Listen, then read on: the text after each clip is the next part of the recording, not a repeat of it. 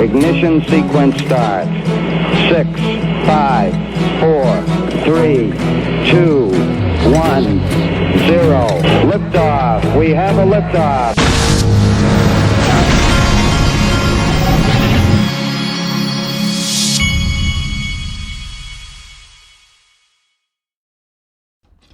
Hey everybody, this is the Digital Asset Investor, and we live in interesting times. You're about to see some interesting things in this video. Let's get going. First, everything's in pullback mode right now because I'm having flashbacks of the financial crisis.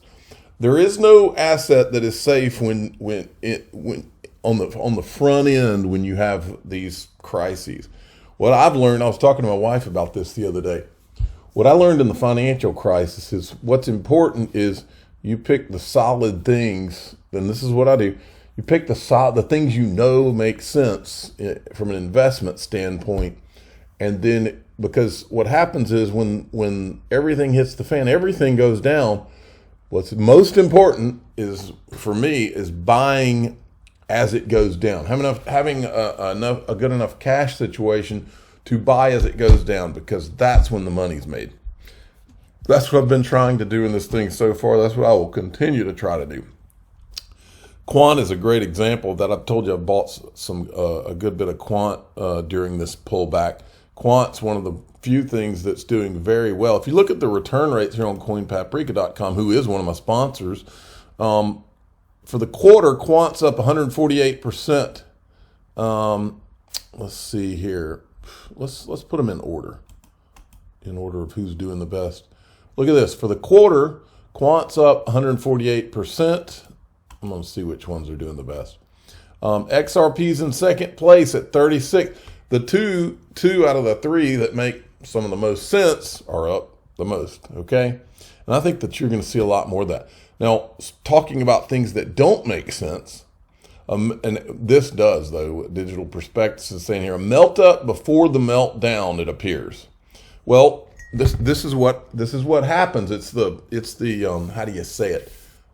You go to the least pile of dung. so all currencies are a pile of crap right now, and the U.S. dollar is the least of the piles of crap. Is kind of the way this works. So when everybody gets panicky, they go into the U.S. dollar, giving it the impression of being a great place to have your money, okay? So that's what's going on now, and I agree with him. Melt up before melt down. Then, now, you talking about flashbacks from the financial crisis, folks, listen to this. Intervening in markets, in particular the gilt market. There'd been a lot of chatter swirling about the type of intervention we may see from the Bank of England, if any. But at this point, we have seen fairly dramatic action. Let me just spell it out for you. The Bank of England has said that it will buy as many long-dated government bonds as required between now and October 14. So this is a window as it looks to stabilize financial markets. It's added that it would postpone next week's start of its gilt sale program. This was the beginning of QT, quantitative tightening. So that has been kicked out into the longer grass now as it tries quantitative tightening. Now, let's give you a little reminder here. Anyone with substantially more than 85,000 pounds in the bank, this is a guy in England, account in UK should be very concerned. There will be no bailout of the banks this time, but bail-ins. Don't take his word for it or mine. This is from July 22nd, 2021. Bank of England, their website, executing bail-in, an operational guide from the Bank of England. Today, the Bank of England published executing bail-in, an operational guide from Bank of England.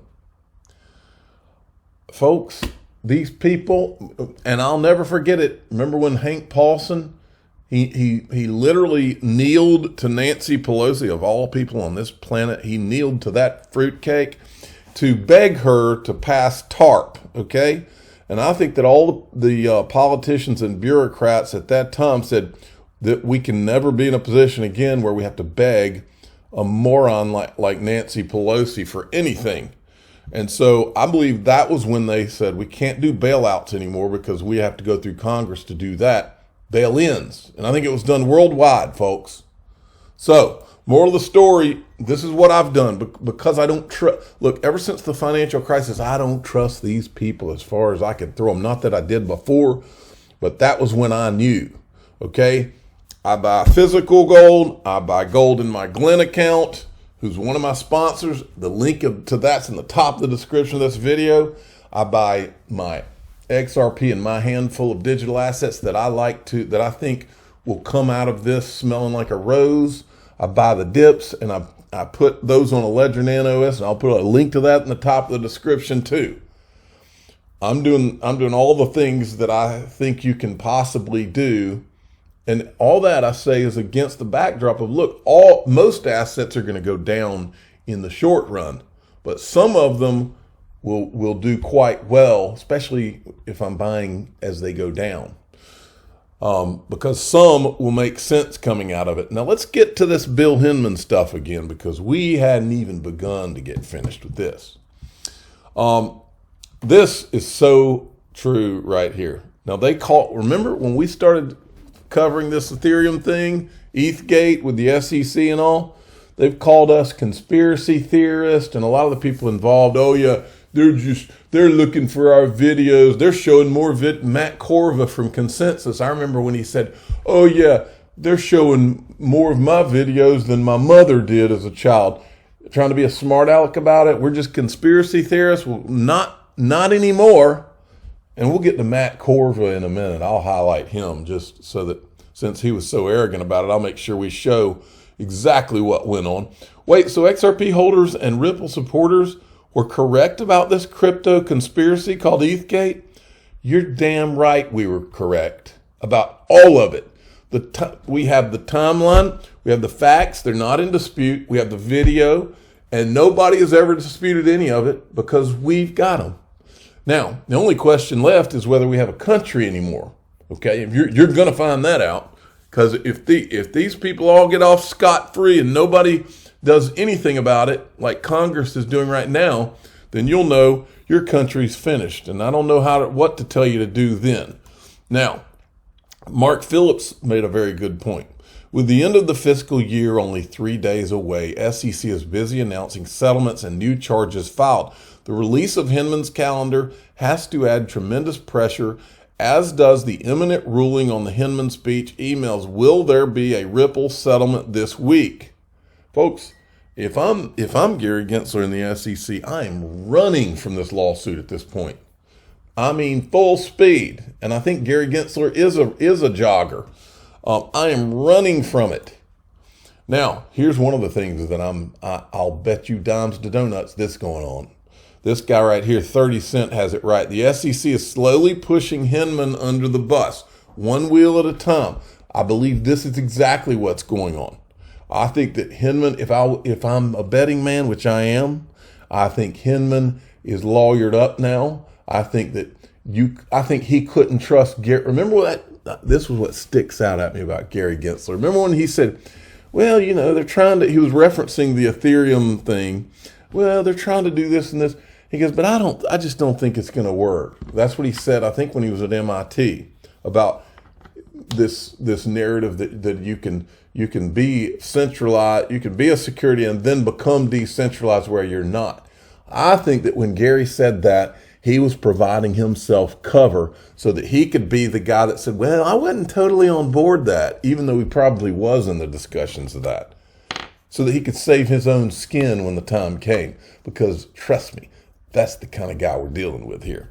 And I think Hinman knows. I think these guys know that Gary Gensler is not a friend of any of them, and he will throw them under the bus in a second. And I think he's doing it to Hinman right now. Now, Stefan Huber is on the case this morning. He says, remember the email from the Ethics Council warning Bill Hinman not to give in to his criminal conflicts of interest and meet his friends in London? Well, the meeting with the ethics board was canceled the day before his 3-day trip to London. Here's the canceled ethics office meeting right there. Okay, there's so much here today, folks. Now, here's another thing we got to point out, folks, because Congress has to do something here if we still have a country. I'm talking to you, Warren Davidson. I'm talking to you, Tom Emmer. I'm talking to you, Patrick McHenry. if there's any good guys left, which is in question for me, if there's any good guys left, this can't be let stand. In 2017, somebody filed a Freedom of Information Act request to get Bill Hinman's public calendar. And here's what they said. This letter is in response to your request, dated and received in this office November 7, 2017, seeking access to the personal calendar of meetings for William Hinman, Director of Corporate Finance. We've been advised that to the extent Mr. Hinman may maintain such documents, they are solely for his personal use and convenience. Consequently, they are not considered agency records and are not subject to the Freedom of Information Act. This is a full-out, bold-faced lie from the SEC and Hinman, because Eleanor Terrett broke yesterday that there is, in fact, a Bill Hinman public calendar, and we now have it. It is entered into the facts that are not in dispute. They lied. The Freedom of Information Act, my understanding is that's federal law, right? They lied. Just another in a long line of lies that have been uncovered, and John Deaton's on it.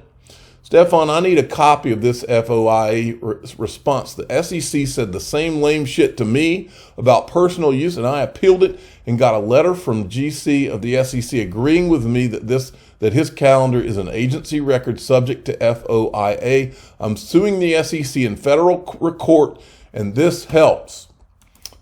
Folks, okay. Then Stuart Young, who is the guy that got the calendar, he put it out yesterday afternoon. When I did my video yesterday afternoon, I didn't have it yet. And then Stefan Huber made the Hinman calendar searchable, which I've been searching this morning. So far, I've grabbed one interesting thing, which I'll show you in a minute. But other people have grabbed a lot. Here's John Deaton. The Hinman calendar entries are not complete order entries. So not only did they give us the calendar after they lied about there being one, but then they gave it to us and things were removed or redacted that we know have happened because we have the timeline and the facts, and they are not in dispute. The Hinman calendar entries are not complete entries. The SEC has pulled another fast one attempting to hide the truth. We know he met with Attorney Lin from the China office on August 22nd, 2019. It's not on the calendar. Then John Deaton goes on. Now, what about the Josh Bonney meetings? That's from his law firm, Simpson Thacher. We know about 11/28/17, 9/6/19, 9/18/19, 9/17/20. First two have no entries during lunch hours. Second two have entries during lunch hours that were redacted under B6 and clearly unwarranted invasion of personal privacy rule. Why would the lunch meetings be redacted? If Bonney is on the calendar on those two dates that are redacted, what would that mean regarding the SEC's knowledge of ethics violations? Are they redacting for privacy or to hide blatant violations of criminal conflict laws? Oh, what a tangled web we weave when we set out to deceive, folks. And then there's this from Stefan Huber. It's freaking juicy time. Of course, Hinman's illegal lunches with Enterprise Ethereum Alliance member Simpson Thacher aren't on his calendar. But luckily, we have the emails. And check out what Billy Boy sorted out in the SEC after lunch. So these are all the emails of Josh Bonney meeting with, having lunch with Bill Hinman. But those aren't on the calendar, folks. They're not on the calendar. You see what's going on here, folks? Then Eleanor Terrett says, after coming through the first 2 years of entries in the Hinman calendar, there were 4 total meetings that were scheduled to take place with consensus or officials associated with it, and at least 2 other meetings concerning ETH before Hinman's June 18th speech. According to the calendar, which may not be complete, Ripple Counsel met with SEC Hinman only once, and it was the same day the speech was made. The calendar does not mention Hinman's attendance at Yahoo Finance All Markets Summit. Then John Deaton comes in. As Eleanor Terrett has reported shortly ago, from December 20th, 2017, Yahoo Finance speech on June 14th, 2018, Hinman had a total of 4 private meetings with consensus, 2 additional SEC meetings to exclusively discuss ETH, and famous meeting with Andrews and Horowitz. That is a total of 7 meetings exclusively on Ethereum in the run-up to the speech. The first Hinman meeting with consensus on 12/20/2017 includes the notation submission attached without explanation. Submission attached, what was submitted by consensus.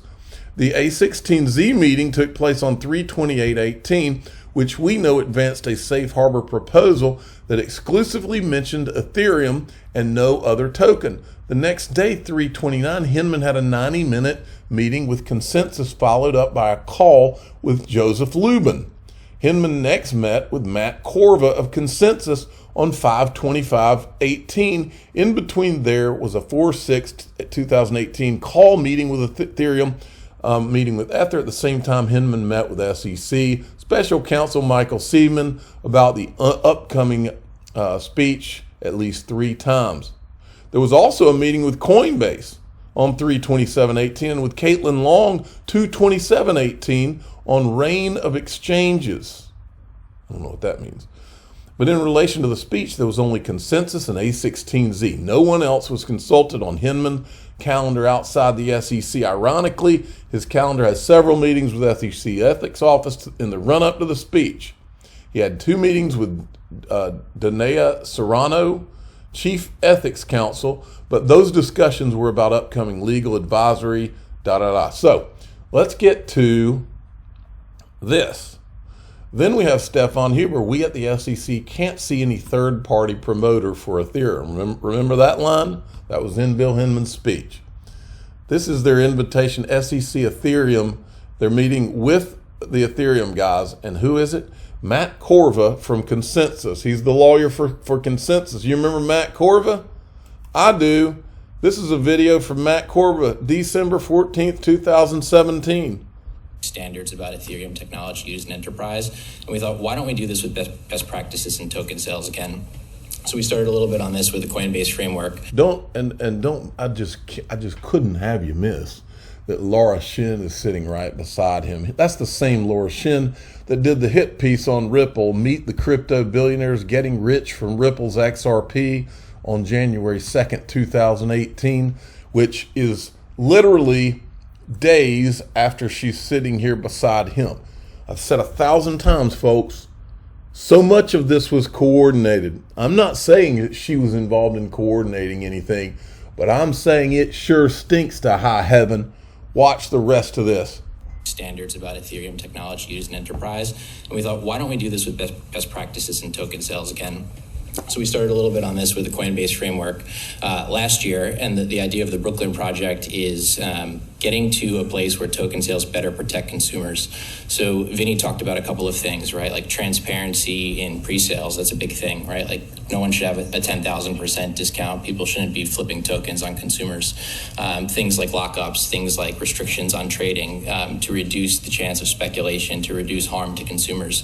So what we're really focused on there is building an alliance with other blockchain companies, law firms. There's a couple of interesting law schools that are interested. We hope Berkeley's going to get involved as well, and regulators. We've had some talks with some folks at the SEC about this. We've had some talks with folks in other government agencies. Folks, this thing is bad, bad, bad. I've been telling you for over 2 years, I think now. It's bad, bad, bad, and all of these people need to be looked into. And let me show you how bad it is. And I don't say certain names on this channel. I'm not going to say them today, but I am going to show you what I found in those calendars. Check this out. Monday, April 23rd, Bill Hinman is having a call with Joseph Lubin, and he's also in, I guess this guy's also in the call, John Zimmerebner, who is also at Consensus. I had never heard of this guy. So I decided I would start doing some searches on the guy. Well, look at him. Look, he's a senior advisor at Consensus, okay?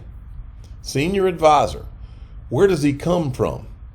He comes from right here and right here and right here. Now, how do you go from being involved at this level to being almost like you would be dispatched to this? You really have to wonder, don't you?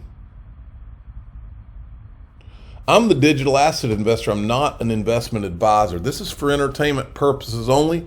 Please subscribe, hit the like button, and tell your friends and family that the facts are not in dispute. We have the timeline, we're adding to it, but we have the video, and none of this is good. And if we have a country anymore, which I completely question whether the United States of America is long gone, but if we have even a half of a country anymore, Tom Emmer, I'm calling you out. Warren Davidson, I'm calling you out. Patrick McHenry, I'm calling you out.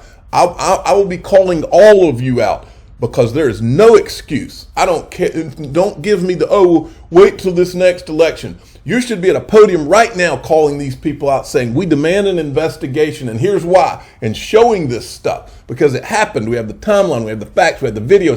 It's not in dispute.